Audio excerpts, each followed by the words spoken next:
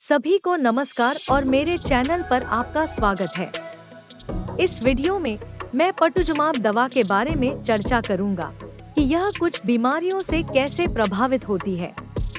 मैं पटुजुमाब की महत्वपूर्ण भूमिका और उनकी रासायनिक और आणविक संरचना को साझा करूंगा।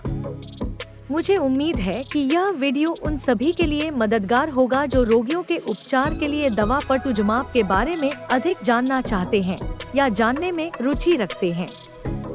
पटुजुमाब क्या है? पटुजुमाब एक प्रकार की लक्षित चिकित्सा है जिसका उपयोग कुछ प्रकार के कैंसर, विशेष रूप से HER2 पॉजिटिव स्तन कैंसर के उपचार में किया जाता है। यह एक मोनोक्लोनल एंटीबॉडी है जो HER2 प्रोटीन को लक्षित और बाधित करके काम करती है, जो कुछ कैंसर कोशिकाओं में अत्यधिक व्यक्त होती है। HER2 को अवरुद्ध करके पटुजुमाब कैंसर कोशिकाओं के विकास और प्रसार को धीमा या रोकने में मदद करता है। इसका उपयोग अक्सर इसकी प्रभावशीलता को बढ़ाने के लिए ट्रेस्टुजुमाब जैसी अन्य दवाओं के साथ संयोजन में किया जाता है। पटुजुमाब की रासायनिक और आणविक संरचना क्या है? पटुजुमाब एक मोनोक्लोनल एंटीबॉडी है जो एक प्रकार का प्रोटीन है। इसकी रासायनिक और आणविक संरचना काफी जटिल है और इसमें अमीनो एसिड होते हैं जो एंटीबॉडी के विशिष्ट अनुक्रम का निर्माण करते हैं। पटुजुमाब की आणविक संरचना को आमतौर पर एंटीबॉडी अणु के भीतर परमाणुओं और बंधों की व्यवस्था को दर्शाने वाले त्रिआयामी मॉडल के रूप में दर्शाया जाता है। दुर्भाग्य से मैं यहाँ आणविक संरचना का दृश्य प्रतिनिधित्व प्रदान नहीं कर सकता, लेकिन आप अधिक विस्तृत जानकारी के लिए वैज्ञानिक डेटाबेस या पत्रिकाओं में इसकी खोज कर सकते हैं। क्या पटुजुमाब का उपयोग अकेले या अन्य दवाओं के साथ संयोजन में किया जाता है? पटुजुमाब का उपयोग आमतौर पर HER2 पॉजिटिव स्तन कैंसर के उपचार के लिए अन्य दवाओं जैसे कि ट्रेस्टुजुमाब, हर्सेप्टिन और कीमोथेरेपी के साथ संयोजन में किया जाता है। दवाओं के इस संयोजन को अक्सर दोहरी HER2 नाकाबंदी के रूप में संदर्भित किया जाता है, क्योंकि पटुजुमाब ट्रेस्टुजुमाब की तुलना में HER2 प्रोटीन के एक अलग हिस्से को लक्षित करता है, जिससे अधिक प्रभावी उपचार होता है। इसके अतिरिक्त पटुजुमाब और ट्रेस्टुजुमाब का एक साथ उपयोग करने पर सहक्रियात्मक प्रभाव देखा गया है, जिससे HER2 पॉजिटिव स्तन कैंसर के रोगियों के समग्र परिणामों में सुधार हुआ है। पटुजुमाब की महत्वपूर्ण भूमिका क्या है? कैंसर, विशेष रूप से HER2 पॉजिटिव स्तन कैंसर के उपचार में पटुजुमाब की महत्वपूर्ण भूमिका HER2 प्रोटीन को लक्षित करने और उसे बाधित करने की इसकी क्षमता में निहित है। HER2 एक रिसेप्टर है जो कुछ कैंसर कोशिकाओं में अत्यधिक मात्रा में व्यक्त होता है, जिससे अनियंत्रित कोशिका वृद्धि और प्रसार होता है। HER2 को लक्षित करके पटुजुमाब कैंसर कोशिका के अस्तित्व और वृद्धि को बढ़ावा देने वाले सिग्नलिंग मार्गों को बाधित करने में मदद करता है। पटुजुमाब का उपयोग अक्सर HER2 मार्ग की दोहरी नाकाबंदी प्रदान करने के लिए ट्रेस्टुजुमाब जैसी अन्य दवाओं के साथ संयोजन में किया जाता है। यह संयोजन चिकित्सा HER2 पॉजिटिव स्तन कैंसर वाले रोगियों के लिए परिणामों में सुधार करने के लिए दिखाई गई है, जिससे बेहतर प्रतिक्रिया दर, लंबी प्रगति मुक्त उत्तरजीविता और समग्र उत्तरजीविता में वृद्धि हुई है। कुल मिलाकर पटुजुमाब की महत्वपूर्ण भूमिका HER2 पॉजिटिव कैंसर कोशिकाओं को प्रभावी ढंग से लक्षित करना और उनकी वृद्धि को रोकना है, जो अंततः उपचार परिणामों को बेहतर बनाने और इस प्रकार के कैंसर वाले रोगियों के जीवन को लंबा करने में मदद करता है। क्या स्तन कैंसर के अलावा अन्य प्रकार के कैंसर में भी पटुजुमाब का उपयोग किया जा सकता है? वर्तमान में पटुजुमाब को HER2 पॉजिटिव स्तन कैंसर के उपचार के लिए अनुमोदित किया गया है और इसने इस विशिष्ट प्रकार के कैंसर में प्रभावकारिता दिखाई है। हालांकि अन्य प्रकार के कैंसर में पटुजुमाब के संभावित उपयोग की जांच करने के लिए शोध जारी है।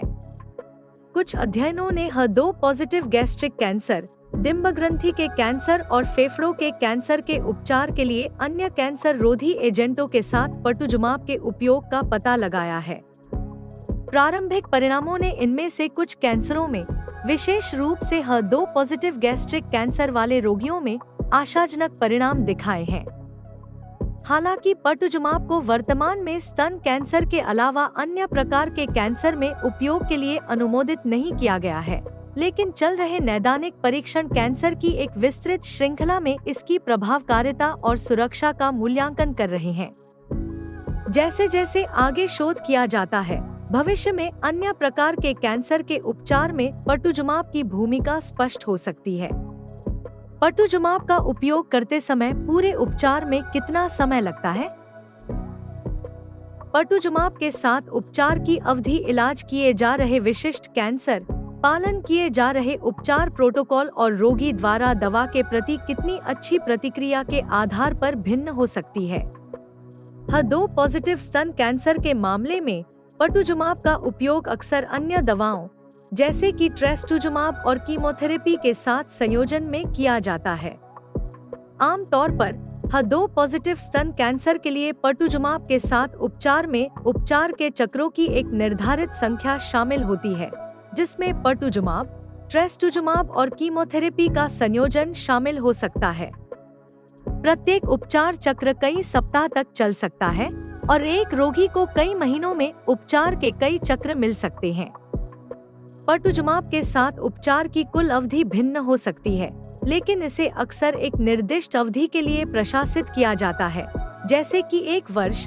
कैंसर की पुनरावृत्ति को रोकने और परिणामों में सुधार करने में इसकी प्रभावशीलता को अधिकतम करने के लिए रोगियों की उनके उपचार के दौरान निगरानी की जा सकती है, ताकि उपचार के प्रति प्रतिक्रिया का आकलन किया जा सके और आवश्यकतानुसार उपचार योजना को समायोजित किया जा सके। सर्वोत्तम संभव परिणाम प्राप्त करने के लिए रोगियों के लिए पटुजुमाब और अन्य दवाओं के साथ उपचार की अवधि के बारे में अपने स्वास्थ्य सेवा प्रदाता की सिफारिशों का पालन करना आवश्यक है। HER2 पॉजिटिव ब्रेस्ट कैंसर के लिए पटुजुमाब के साथ एक सामान्य उपचार चक्र कितने समय का होता है? HER2 पॉजिटिव ब्रेस्ट कैंसर के लिए पटुजुमाब के साथ एक सामान्य उपचार चक्र स्वास्थ्य सेवा प्रदाता द्वारा निर्धारित उपचार व्यवस्था के आधार पर भिन्न हो सकता है। हालांकि अधिकांश मामलों में पटुजुमाब के साथ एक उपचार चक्र आमतौर पर लगभग 3 सप्ताह की अवधि का होता है। पटुजुमाब के साथ एक सामान्य उपचार चक्र के दौरान दवा को अन्य दवाओं जैसे कि ट्रेस्टुजुमाब और कीमोथेरेपी के साथ अंतःशिरा रूप से प्रशासित किया जाता है।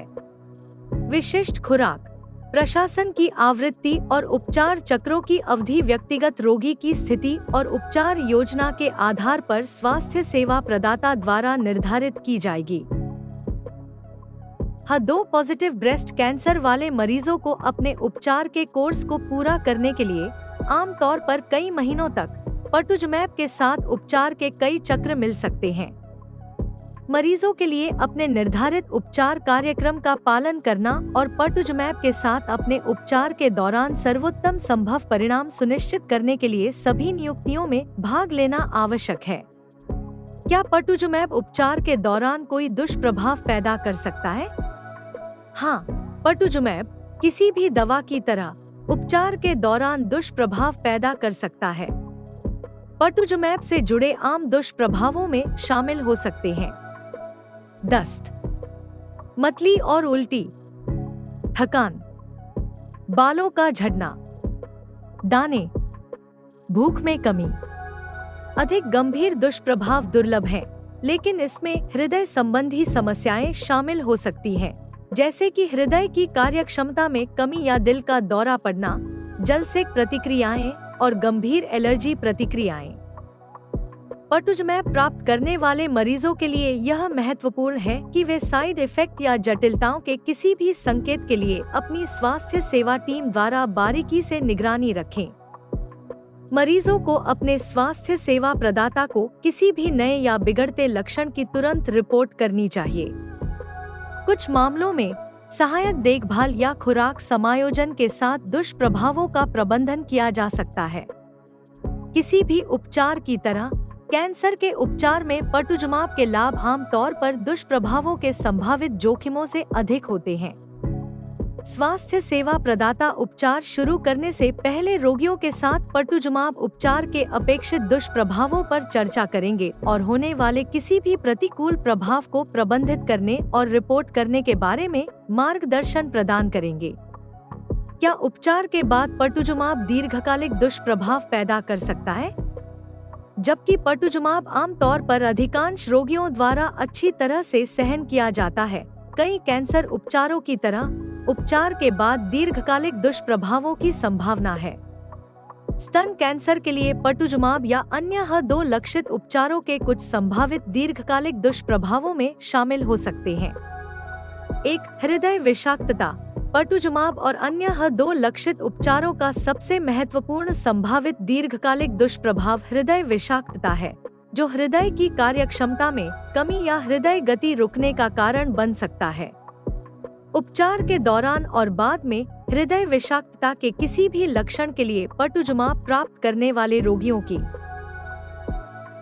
बारीकी से निगरानी की जाएगी। 2. कीमोथेरेपी से संबंधित साइड इफेक्ट। कीमोथेरेपी के कुछ साइड इफेक्ट, जिनका उपयोग पटुजुमाब के साथ संयोजन में किया जा सकता है, रोगी के स्वास्थ्य पर दीर्घकालिक प्रभाव डाल सकते हैं, जैसे कि द्वितीयक कैंसर का जोखिम बढ़ जाना या प्रजनन क्षमता पर प्रभाव। 3. न्यूरोटॉक्सिसिटी। कम आम होते हुए भी कीमोथेरेपी से प्रेरित न्यूरोपैथी का नसों पर दीर्घकालिक प्रभाव हो सकता है, जिससे हाथ और पैरों में सुन्नता, झुनझुनी या दर्द जैसे लक्षण हो सकते हैं। रोगियों के लिए पटुजुमाब उपचार पूरा होने के बाद अपने स्वास्थ्य सेवा प्रदाताओं के साथ नियमित अनुवर्ती नियुक्तियां लेना आवश्यक है, ताकि दीर्घकालिक दुष्प्रभावों के किसी भी संकेत की निगरानी की जा सके। रोगियों को उपचार के बाद उत्पन्न होने वाले किसी भी नए या लगातार लक्षणों के बारे में अपनी स्वास्थ्य सेवा टीम से भी संवाद करना चाहिए। कुल मिलाकर H2 पॉजिटिव स्तन कैंसर के उपचार में पटुजुमाब के लाभ आमतौर पर दीर्घकालिक दुष्प्रभावों के जोखिम से अधिक होते हैं, खासकर जब स्वास्थ्य सेवा प्रदाता द्वारा सावधानीपूर्वक निगरानी की जाती है। पटुजुमाब का जैव समतुल्यता अध्ययन क्या है? पटुजुमाब का बायोइक्विवेलेंस अध्ययन एक प्रकार का नैदानिक अध्ययन है, जो यह निर्धारित करने के लिए किया जाता है कि दवा का जेनेरिक संस्करण जैविक रूप से मूल ब्रांडेड संस्करण के समतुल्य है या नहीं। किसी जेनेरिक दवा को विपणन के लिए स्वीकृत किए जाने से पहले विनियामक अधिकारियों द्वारा बायोइक्विवेलेंस अध्ययन की आवश्यकता होती है। पटुजुमाब के मामले में बायोइक्विवेलेंस अध्ययन यह आकलन करेगा कि दवा के जेनेरिक संस्करण में मूल ब्रांड नाम संस्करण के समान फार्माकोकाइनेटिक गुण, अवशोषण, वितरण, चयापचय और उत्सर्जन है या नहीं। इसमें जेनेरिक और ब्रांडेड संस्करणों के प्रशासन के बाद अध्ययन प्रतिभागियों में दवा के रक्त स्तर की तुलना करना और यह निर्धारित करना शामिल है कि क्या वे समानता की स्वीकार्य सीमा के भीतर आते हैं। बायोइक्विवेलेंस अध्ययन यह सुनिश्चित करने के लिए महत्वपूर्ण है कि दवाओं के जेनेरिक संस्करण मूल ब्रांडेड दवाओं के सुरक्षित और प्रभावी विकल्प है। वे यह प्रदर्शित करने में मदद करते हैं कि जेनेरिक दवा शरीर में ब्रांडेड दवा के समान तरीके से व्यवहार करती है, जिससे चिकित्सीय तुल्यता का आश्वासन मिलता है। देखने के लिए धन्यवाद और स्वास्थ्य और तंदुरुस्ती पर और अधिक वीडियो के लिए लाइक और सब्सक्राइब करना न भूलें।